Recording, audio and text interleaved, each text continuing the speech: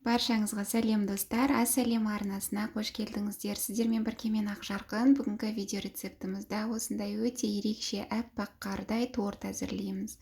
Ең алдымен бізге 6 жұмыртқаның сарысы қажет болады. Яғни қайнатпалы кремін дайындап аламыз ең бірінші.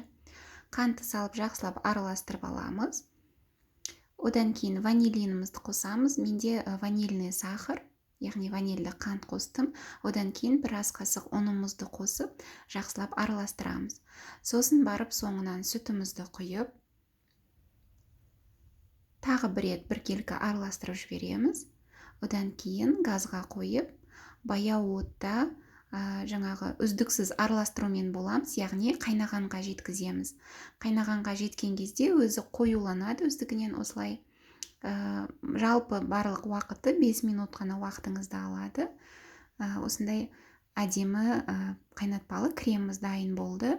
Енді басқа ыдысқа аударып алдық. Бетіне жаңағы салафан немесе пищевой пленка осындай контакт дейді ғой, яғни солай жауып, бөлме температурасына қалдырамыз суытуға. Және бізге сол 6 жұмыртқаның ақуызын кішкене тұз салып, осылай миксерлейміз. Яғни аппақ көбіктеніп, пенка болады, яғни ақуыздан. Мінекей осындай ыдыстан қозғалмайды сондай. Және біз лимон қышқылын қосамыз, қант қосамыз. Жақсылап миксерлеп аламыз. Және ұн мен қант ұнтағын қосамыз соңынан.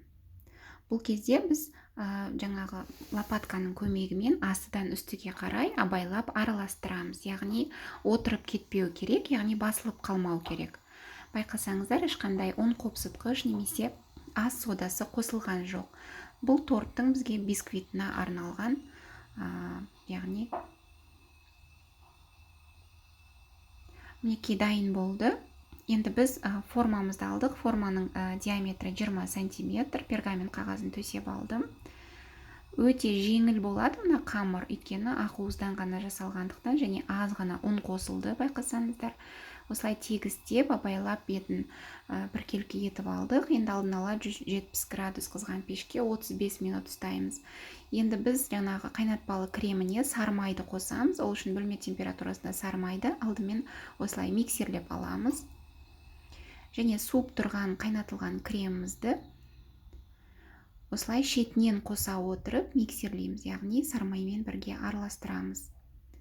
Менің жұмыртқам жаңа қолдікі болғандықтан өте осындай сап-сары болып тұр түсі. Шетінен осылай қоса отырып, барлық кремімізді біріктіреміз.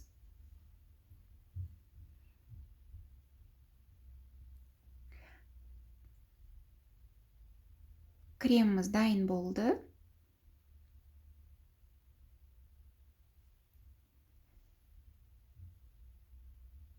Осындай қоймалжың массада әдемі дәмді крем шықты. Енді біз піскен бисквитімізді суытып алдық. Пергамент қағазынан ажыратып.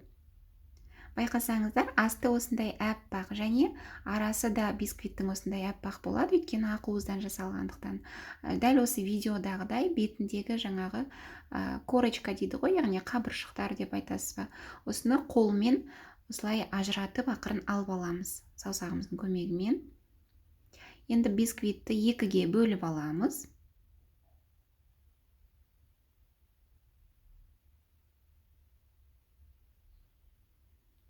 Біркелкі етіп бөліп алдық. Енді кремімізді кондитерлік қапшыққа салып алдық.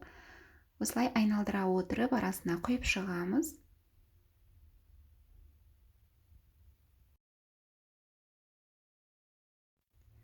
Кремімізді тегістеп, жайып шығамыз.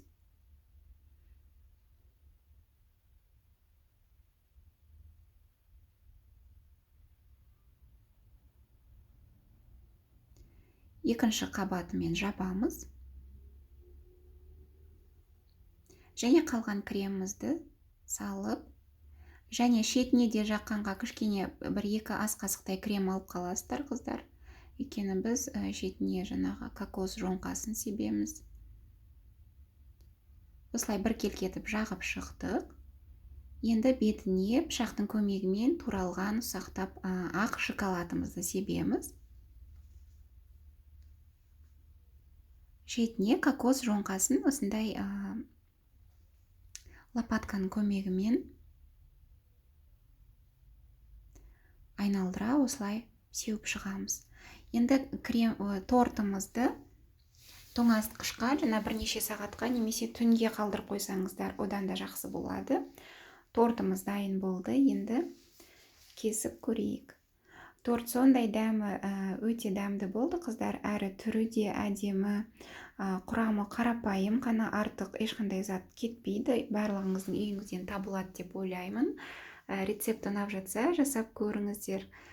Және каналыма тіркелмеген болсаңыз тіркеліп, видеом ұнап жатса лайк басып, және пікір қалдырып кетіңіздер, қыздар. Сіздермен болған Ақжарқын, сау болыңыздар.